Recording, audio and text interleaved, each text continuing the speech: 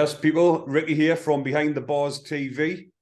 In this episode, we have Rick all the way from Las Vegas, Nevada, and he's going to tell us about his time spending time in maximum security prisons in Las Vegas. So, Rick, how we doing? I'm doing wonderful, man. Glad we got together. Yeah, nice one. But obviously, Rick's got his own YouTube channel, and this is how I came across him, called Vegas Prison Stories. I'll put the links in the description, so if you're all going, give him a follower and have a look at his stories. He's got some really interesting and good quality stories. So, Rick, so where were you born, Rick, and where did you grow up? So I grew up in Mississippi, in an orphanage in Mississippi. And when I was 15, we got out of there. My dad had gotten us out of there, and then he was killed in a car accident. And then we moved to Las Vegas because we had heard that his sister might live out there. And me, my sister, brother, we moved out there. And that's when it all started, you know. That's when it all 15, started. yeah. So what was life like growing up in an orphanage? We had fields, and we would pick peas, and we raised our own cattle and pigs, and I mean it was crazy. There was about 30 of us in there, and most of us still talk to this day. And a lot of hard work, a lot of manual, hard labor. But yeah, that was late 80s, early 90s. Things were a lot different back then. So what is an orphanage? Is it like just like a big home? Yeah, it's like a home for children. Yeah, that some of the kids were there because they were bad. Some of the kids were there like us because our parents couldn't take care of us. Yeah. They couldn't afford it. So it was better to be put into a home than be homeless, So were you well looked after in the orphanage then? Yes. The women that raised us I talk to them all the time, and they're in their 80s now. And like one of the women, she calls my daughter her daughter. I've taken all my family out there to see the home, to meet the women that raised me. So it was decent. It wasn't as bad as it sounds. Because a lot of times when you hear about kids being brought up in places like homes and orphanages, you normally hear like bad stories, don't you? But it's good to hear a story like yourself where you haven't been mistreated. Yeah, no, they were good to us. They were really good to us. And I mean, there were a lot of bad kids there, and we did a lot of bad stuff while we were there. Of course, put 30 kids together, there's bound to be trouble. I bet. So if you don't mind us asking, why was it you got put like in an orphanage? So my mother had left my father and moved us clear across the country and lost contact with my father. He didn't know where we were. The man that she left my father for up and left. My mother had no job. She had no family. She didn't know anybody. This is where his family was from. Yeah. So she found that.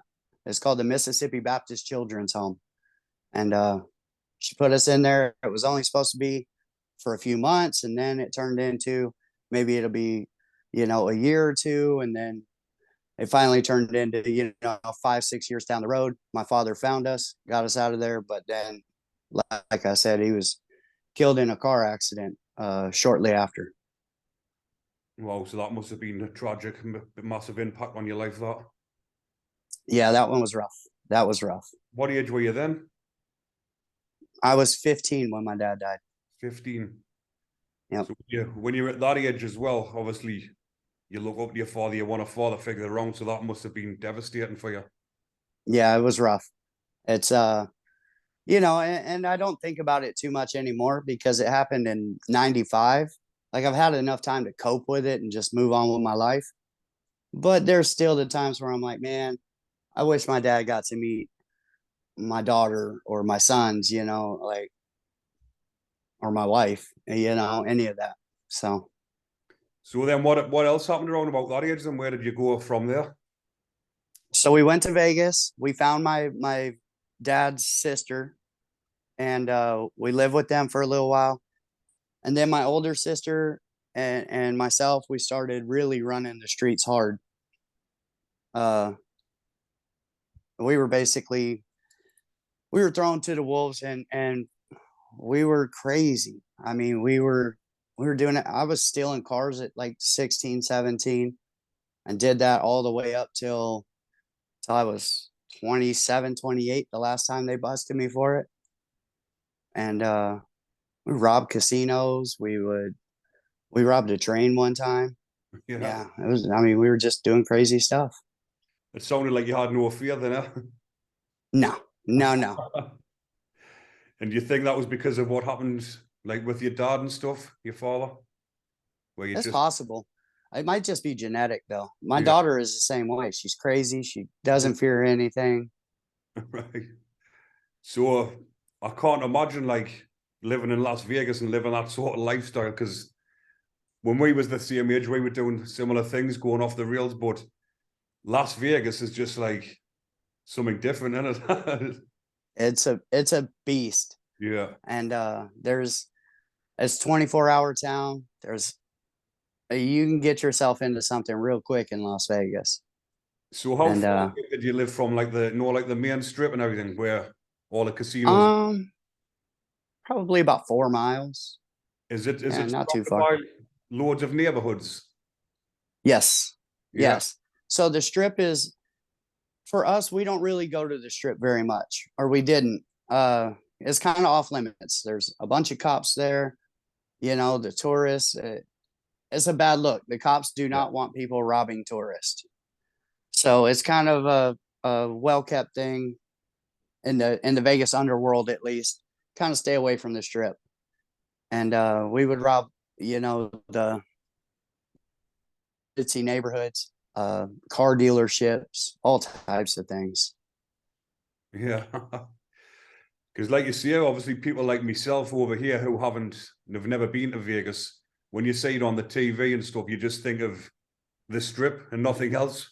But I have seen Yeah. documentaries. I think it was a Louis Theroux documentary I seen when it took you into the neighborhoods, and it was quite rough.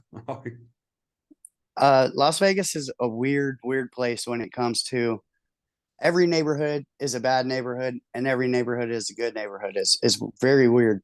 You can have, $1 million homes backed right up to ghetto, just where we live.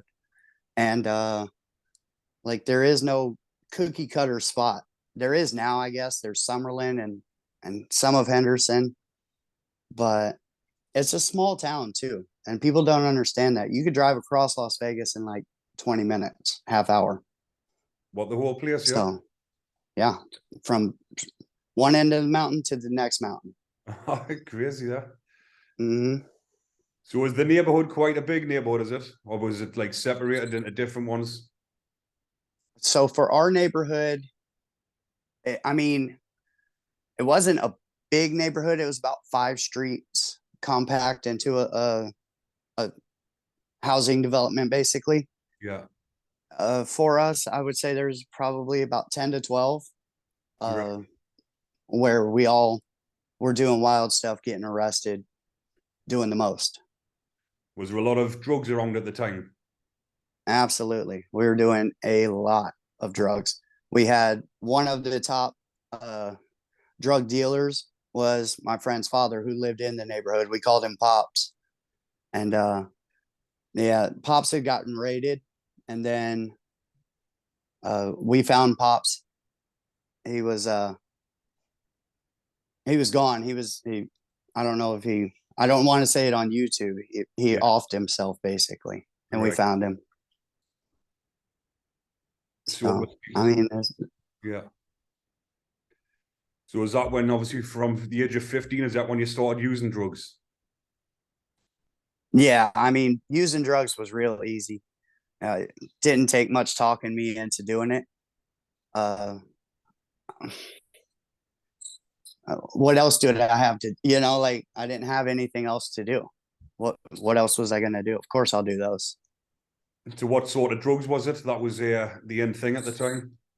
Oh man, we would do everything from ecstasy to methamphetamines to coke to anything. I haven't smoked crack. and I haven't done acid, and that's about all I haven't done. Yeah. It's a similar over here when we were kids. We were doing the same, smoking, started off with a weed, then onto amphetamine, then onto ecstasy. But I noticed over like in America and Las Vegas and stuff, there's a lot of methamphetamine, isn't there? A lot, a lot. It's everywhere. You don't really hear of it over here in England. Really. But I wonder, I mean, the ingredients are pretty easy to come by. At least they used to be, yeah. especially in the mid to late 90s. You could just walk in and get, you know, just about everything you needed So from what Walgreens so what was the effects like of taking methamphetamine then? So at first it was a lot of fun, actually. It was a lot of fun to do. We stayed up all night.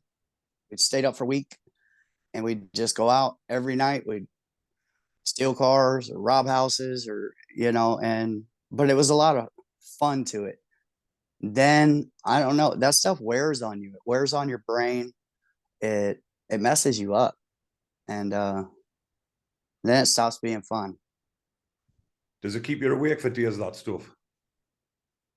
Does it Yes. I've been awake for like 10 straight days easy on it. Yeah. Oh, mad. Yeah. I bet you were hallucinating after that.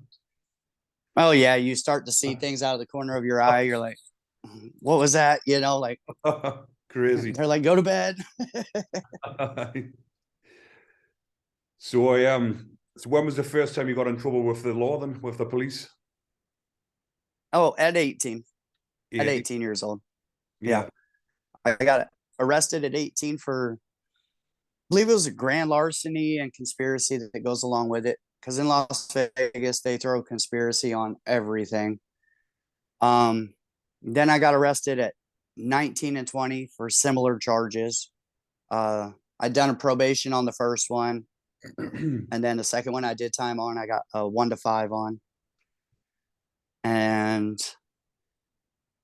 then I stayed out of trouble. I had kids and I was raising my kids, but break up with the wife.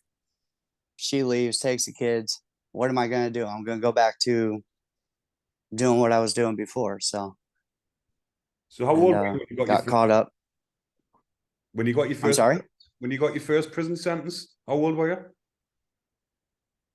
About 20. 20. When I walked into prison. And that, what was it, a 1 to 5? Did you say? Yeah, 1 to 5. They do everything in months. In Las Vegas, they don't speak in years. They do it like the feds do. Right. So it's 12 to 60. Oh, right, got you. So what was that like your first time going into prison? It wasn't bad. Like for most people, and I know I should be on YouTube saying, oh man, don't go to prison, which I do. Do not go to prison. Yes, of course. But I haven't ever had a bad prison like time. I've always been accepted into certain groups. I've always, my mind works in a very sharp manner. Kind of always been an asset in prison, so it was never hard. And I'm a big guy, so well, that goes a long way, doesn't it? If obviously you're a big lad, not a lot of people want to mess with you, does it? Yeah, exactly. So how many prisons is it in Las Vegas? So they're not directly in Las Vegas. All right. There are 2 of them that are about 40 miles north of Las Vegas in a place called Indian Springs, Nevada. And they have Southern Desert Correctional Center and High Desert Correctional Center. And you could throw a rock from one and hit the yard on the other. They're that close. Right. And then up north we have, we had NSP, Nevada State Prison. That just shut down. And we have Northern Nevada Correctional Center, Warm Springs Correctional Center, Ely, Maximum Security, and Lovelock. So there's 6 prisons. 6 prisons, right. Mm-hmm. So the categories over there are different, aren't they? Like over in England, it's like category A, which is maximum security, category B, which is similar, Cat C, Mm-hmm. medium, and Cat D, which is low. So how does it work over there? Is it one? Does it go in numbers? It goes in numbers. It's level 1 through 4. And then there's closed custody on top of that, which would be level 5, but they don't call it level 5. They just call it closed custody. I've done all of my time in level 4, and that's 23-hour lockdown, except for 90 days of my last sentence. I actually got moved to a level 3 where I had like 6 to 8 hours a day out. And it was very strange to me.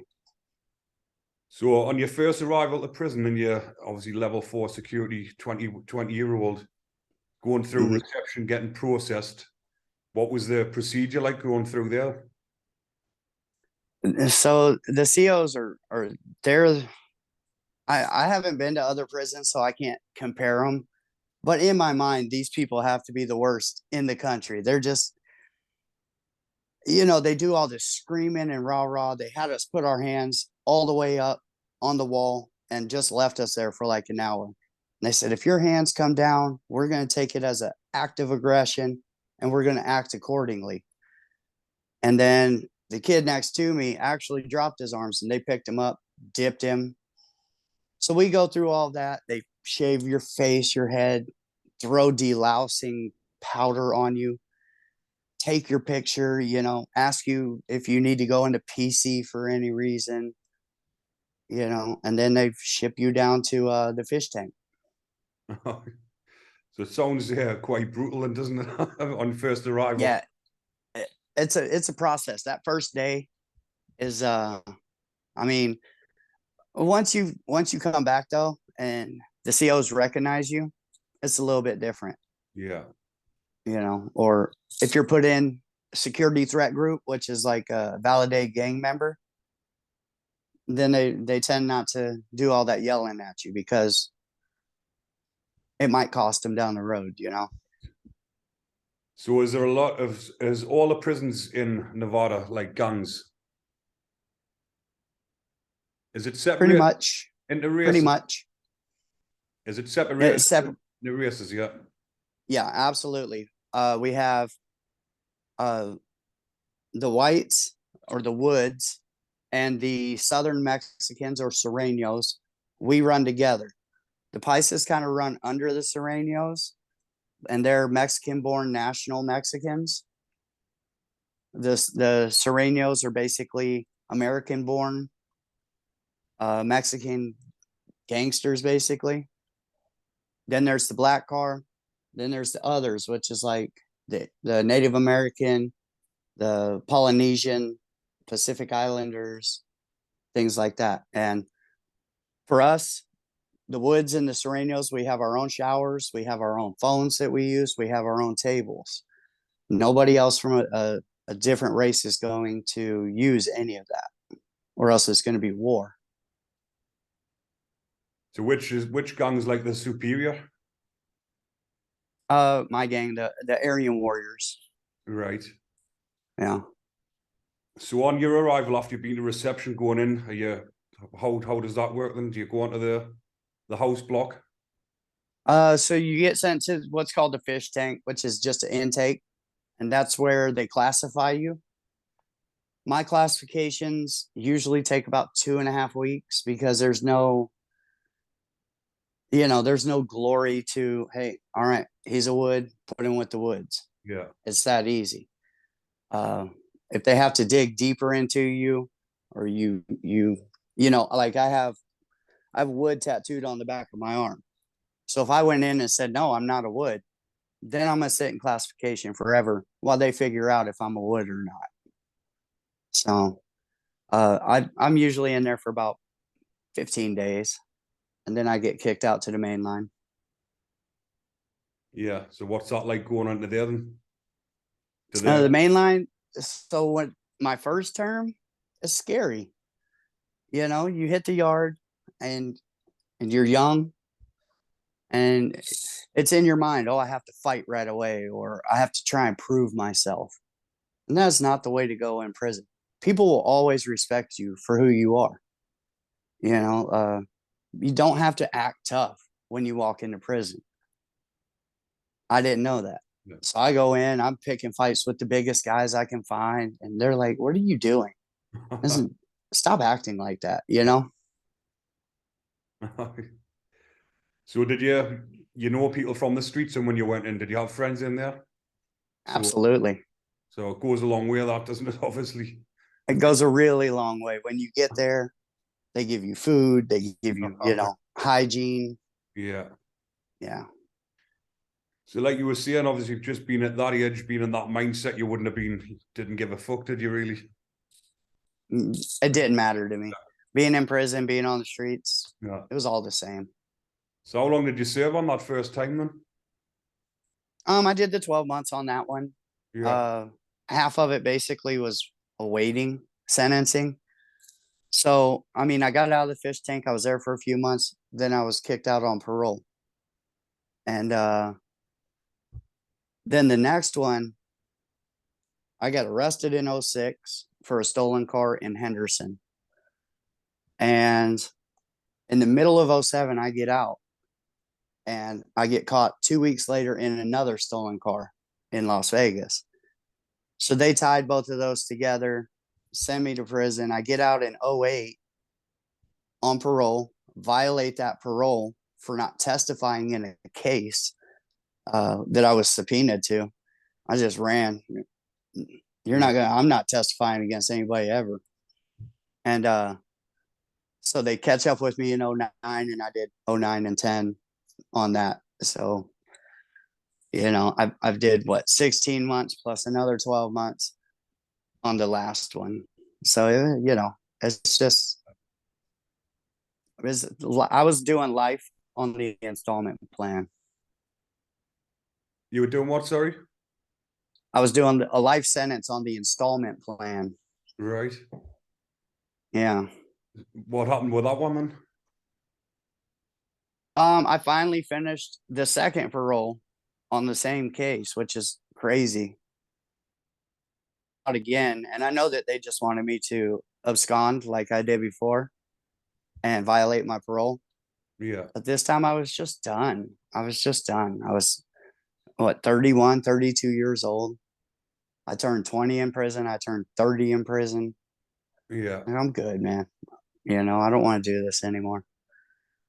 So just going back to the prisons and stuff, just talk a little bit about like the violence and drugs inside of prison. What There's a lot of both. is there much murders happening in the prisons over there? Yes, there's a lot of that. And I do stories on that on my channel. Yeah. People with bad charges right away, they're a target, and we're trying to get them instantly. There's a lot of stabbings that go on in Nevada prisons. Probably about 10 deaths a year. So maybe once a month, once every month in a week or something like that. It's the drug scene is what causes all of that. Yeah. So it goes hand in hand.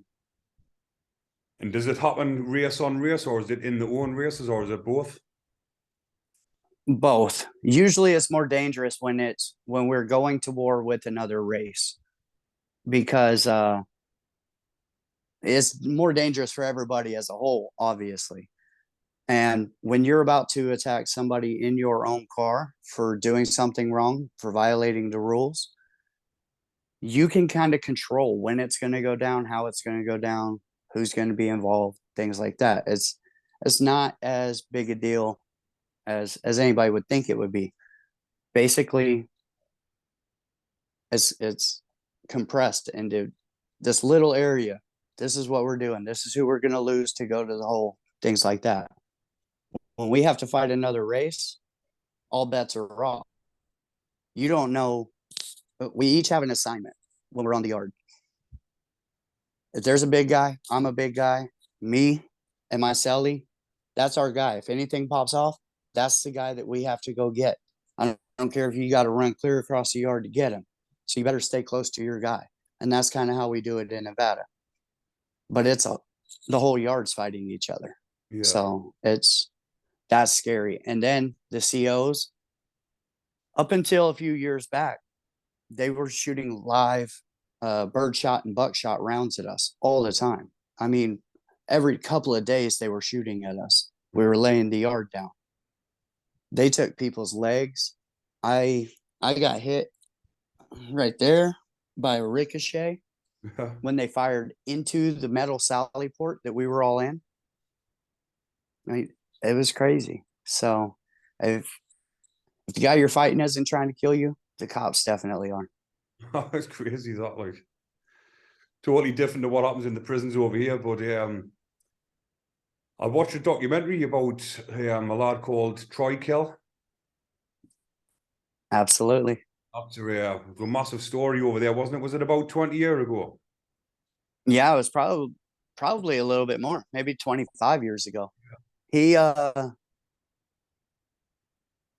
he was running around with this girl. She got time too. I think she just got out. She had said that this guy had done something to her or something like that, and Troy took him to the desert and did him in.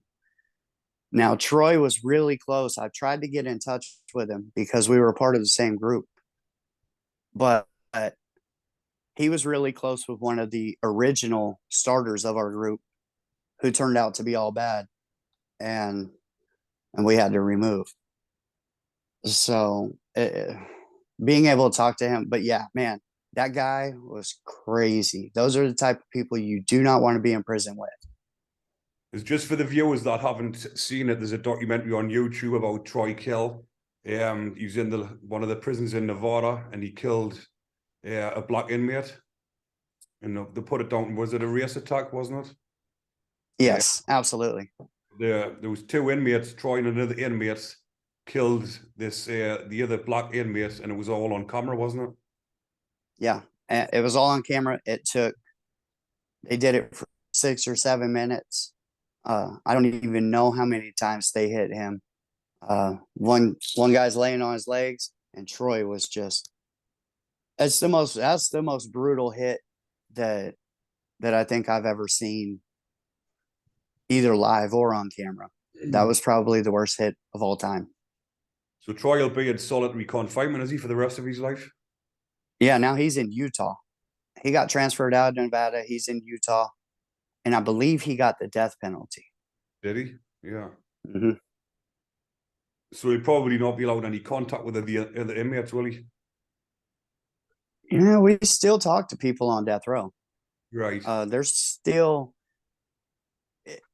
if there is any type of porter that goes in to clean the place, if there's any, anybody moving the food, any of that, Yeah. messages and drugs, and it's all going to be passed. Yeah. Or a dirty CO for that matter. So obviously, when you went to prison, obviously because of your color, you're white, you've got to join them sort of gangs. Absolutely. What about since like you've come out on the outside? Are you still like that, or are you? So here's the thing: in Nevada, we don't have like everybody thinks of the Aryan Brotherhood. Sorry, we war with the Aryan Brotherhood in the feds. Right. The Aryan Warriors do not like the Aryan Brotherhood, and vice versa. They're on skinhead politics. We're not on skinhead politics. We're not racist. In Las Vegas, it is chopped up into race, but it's not on a true racist, I hate you because of your skin color type of deal. And that's why we went to war with the Aryan Brotherhood, because we're like, hey man, we'll hang out and talk to whoever we want to hang out and talk to. We're not with all that you can't talk to somebody Rudy Poo stuff. So it's not really like that so much. You can have passing conversations with other races and you're fine. You can't eat after each other or smoke after each other. You can't really have a black man in your cell. That's a bad look. Yeah. Things like that. You can't accept any food from another race unless it's sealed. That type of thing. So it's all just like prison politics, everyone sticking to that one. It keeps it. I would rather do it that way than say on the East Coast, where I've heard it's a free for all and nobody helps anybody And at the end of the day, there's kids that they're weak. They are weak, and they come into prison and they're preyed upon. And we just don't allow that. You're Yeah. not going to prey on this kid because he's weak. We're going to take him under our wing, and we're going to protect him. Yeah. So obviously, when was, like you said, were you 31 when it was the turning point when you thought, and what happened? Yeah. Were you in prison when you thought like this is enough for me? And No, I was out of prison. I was on parole. I had met my current wife, and I left the woman that I was with at the time. Left her, never talked to her again. And when I got off parole, we left Nevada, and now I'm in Florida. You have to remove yourself from the environment. yeah. That's the only way you can actually change. So it seems like, obviously, listening to your story when you're telling us, as soon as you went to Las Vegas, Nevada, things just went tits up. Yeah. Yeah, absolutely. But I still go back a lot. Yeah. I go back. I have friends. I have sons that live in Las Vegas. Yeah. So I go back 3 times a year, and it's cool. I'm there just long enough to say hi to who I want, play a little bit of poker, have a couple drinks with friends, have some dinner, get on a plane, and get out of there. So we're just going there for a holiday. That's it. Don't go there and try and live and be a part of the street life, because it is, you really got to have your balls on tight for that. Well, it's one place where I've always wanted to go myself, or these casinos and stuff, but I'm not allowed to come in. I'm banned from America. If you've got See, a I think, conviction and you're still on license, you can't travel to America. It's crazy. I think, I've been off parole for almost 10 years now. They actually granted me a passport about 5 years ago. I haven't used it yet. I've gone on cruises to like Belize and stuff like that, but I didn't need my passport for that. I don't know if I can go to the UK. I don't know if they'll let me in. I'm not sure. If you're not on parole anymore, I think you might be okay. Okay. And then I heard it's certain charges. If you have like international trafficking charges or something, you're not getting in, things like that. So when you left prison for the last time, did you move straight away from Nevada, or were you there for No. So they granted me a second parole on the same case. And they gave me 13 more months of parole. I told them I didn't want the parole. It was only going to mean me staying in prison for like 4 or 5 more months, and then I would get out and be clean. I wouldn't be on paperwork at all. Of course, they give me parole because that's their way of keeping their thumb on me for another over a year. So I did it. I did everything I was supposed to. I did it with my parole officer telling me he was going to put me back, telling me, hey, I know people like you. You're not going to make it on parole. I'm putting you in prison. Yeah. And by the end of it, he was super cool. So, and then the day I got off parole, I left Nevada. So 13 months after walking out of prison, I left Nevada, and I'll never go back there to live. So how come you ended up in Florida? My wife is a specialty nurse, and these hospitals, they come looking for her. And so we've lived in LA, we've lived in Phoenix, we've lived in Houston, and now we're in Florida. And a lot has to do with where we want to raise our daughter, because we weren't expecting to have another kid. At 40 years old, here we are having a kid. Yeah. So your wife expecting now, is she? No. This was a few years ago. So at 38, she had our daughter, and our daughter's 4 years old now. So got you. Yeah. So do you think having a woman by your side and your children has made you a million, sense? 1,000,000%. If I tried to finish my parole with the woman that I was with when I went to prison all those times, I would have gone back to prison. A strong-willed woman who doesn't try and force you into anything, but kind of steers you Yeah, in the right direction is invaluable. Uh, and having a strong woman behind me is absolutely the reason why I've changed my life. absolutely. Exactly the same with me. I'm 37 now, but I think it takes until you get into your late 30s to actually realize what life is all about, doesn't it? Yes.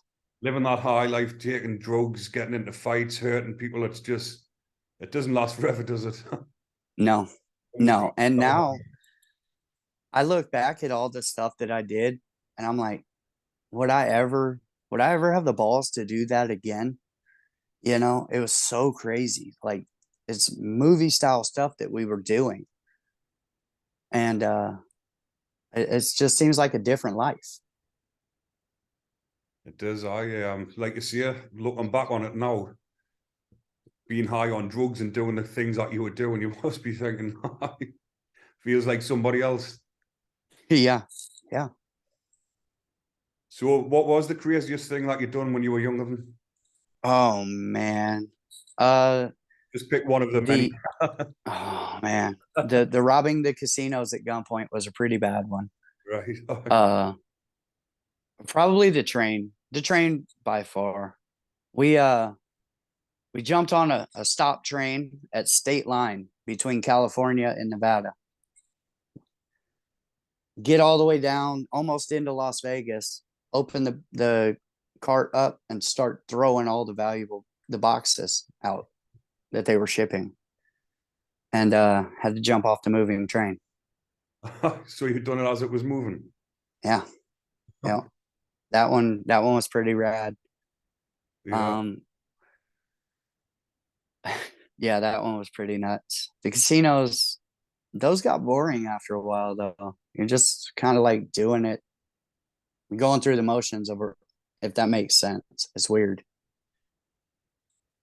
So were you running around Oh with man. were you running around with guns at that time as well? Always. Always, aye. Always. There's a lot of Yeah. guns in America, isn't there, anywhere. Yeah. There you guys aren't even, you're not allowed to have, you If know. you with a gun over here, you get an automatic 5 year for a banned firearm. See, that's, but I mean, that just, what? That means people just kind of stab each other more, right? There's a lot of stabbings going on compared to the violence of guns. Yeah.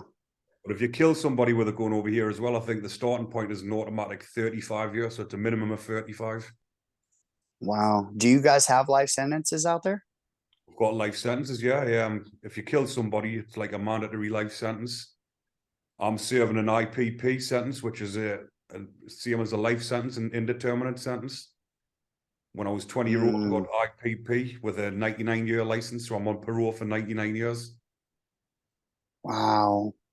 Yeah, but you've also got like a whole life sentence as well, where if you kill one person, do prison, come out, kill another, you get life without parole. Man, that's rough. So what about the gun That's charge? If you get caught with a gun in Las Vegas, what happens there? And what's the charge? What's the sentence? uh it would be ex felon possession of a firearm. And in Las Vegas, usually if it's your first one, you can get 12, you a 1 to 5, you'll get a 12 to 60 or a 12 to 36 even I've seen. Um then the feds can pick it up. And if the feds pick it up, you're going to do 1 or 2 years in the feds up to 5 years. So it just depends on who wants to pick up that charge. But thank God I never, as an ex felon, got caught with a firearm because that enhances everything. You're just you're getting that time. Yeah. So a famous rapper was shot in here, Las Vegas, wasn't he? Tupac. Yes, he was. Yes, he was. Were you when that happened? It was 1996, and I was in Las Vegas for a couple of years, probably a year and a half when that happened. And I just talked to the first officer on the scene, the man that held Tupac, and the last person to speak to Tupac. Yeah, crazy. Mm. So how old were you at that point then? What's that? How old were you at the time? 16. 16, aye. So that must have been massive news over there. It was huge. It was monster news. And when it happened, then we kept hearing, oh, he's getting better, he's getting better. And then all of a sudden it's like, oh, he's dead. We're like, so of course everybody thought it was a conspiracy. But was there a lot of retaliation shootings at the time? So that was a LA beef that just spilled into Las Vegas. That was Orlando Anderson is a member of a black group in Compton, I believe. And then Tupac, was a West Coast rapper out of California. And they just happened to run into each other that night. They beat up Orlando Anderson in the casino. Later on that night, Orlando Anderson found out where they were and went and shot the car up. Did he get charged with the shooting? I don't think anyone was ever charged with it. Never charged. Orlando Anderson's been killed. He was shot at a car wash a couple of years ago. Did he? Right. Yeah. Crazy stories, huh? It's nuts. And Las Vegas is getting even more wild. We have people running down the street, stabbing people. We have the shooting, the Route 91 shooting, where the guy was in the Mandalay Bay and he's firing down onto the concert, the country concert. That was horrible. Crazy, huh? Yeah. So what are you doing with your life now then? In Florida? So I've been a bartender for the last 10 years, and now I'm doing YouTube. Right, nice one. Yeah. Do you drink much when you're in the bar? Yeah, probably more than I should, for sure. So what's your favorite drink then? Southern Comfort and Coke. Oh, Southern Comfort. I used to like that with lemonade. Yeah, it's nice and sweet. Oh, with lemonade? I bet that's good. So all right, actually, Southern Comfort lemonade. Yeah. So it's Florida. What's that like? It's really nice. There's hurricanes and there's alligators and snakes and lizards, but it's nice. I like it. Yeah. So it seems like you're living happily. You've got a nice life, lovely wife, kids. Yes. Couldn't ask for anything, it's really. I won't do anything to mess it up, and I couldn't ask for anything better. We have a nice family. We have a nice home, a couple of nice cars. Both of us work. So how long And have we're you just raising our family. Sorry. So how long have go you ahead. been doing your YouTube videos? Like 6 or 7 months now, maybe 8 months. Yeah. I think 6 or 7. Yeah. Because I think I was just scrolling through YouTube one day and it popped up vegan prison story. So obviously I clicked on it, had a look, and enjoyed your content. Good stuff. And Thank you. It's a work in progress. It's getting a lot better as I learn. It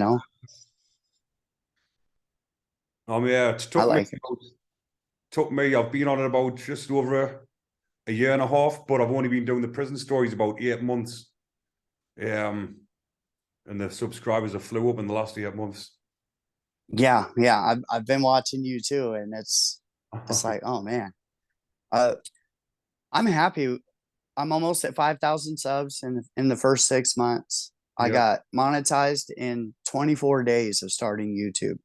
Yeah, all good. And I have a small group of YouTube channels. We all kind of hang out together, and that's Big Weavy over at Weavy's World, and myself and Gangish at Fake News with Gangish. He's awesome. If you haven't checked him out, he does all the he digs into the world news and just debunks it all. It's hilarious. But so we have our own small group, and we're all coming up together. All right, champion. I'll check them out. Yeah. Like I say, for me subscribers, head over to Vegas Prison Stories, have a look at his channel, see what it's about. I'm sure you'll enjoy it. But have you got anything you would like to? No, this was awesome. I'm glad that you reached out. I'm glad that we finally got to talk.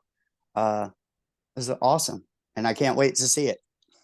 But what I'll do is on all of my podcasts, I always finish with one question at the end or ask you something, which is, what would you say to the kids now going off the rails, going on the same route that me and yourself went down?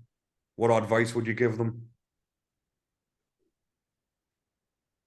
You've never met an old crook that got away with it. You've never met an old criminal who retired off of doing crime. It's not worth it. It's just not worth it. There's no sustainability in it. You know, real life, work a job, get a family, go do nice things, go on cruises, go to Disneyland with your kids. You know, it's just not worth it. It's all bad memories. Bang on, mate. Absolutely bang on. Like it's just saying there, that's what life's all about, isn't it? Spending time with your loved ones and having fun. Not looking over Yes. your shoulder all the time, worrying about what's happening next, whether the police are coming for you, where you're going to be sitting in a cell for the next 5 years. It's no life, is it? It isn't. No. It isn't. But Rick, we're going to leave that there for now. But thanks very much, mate. Thank you very much. Thank you so much. This was very awesome.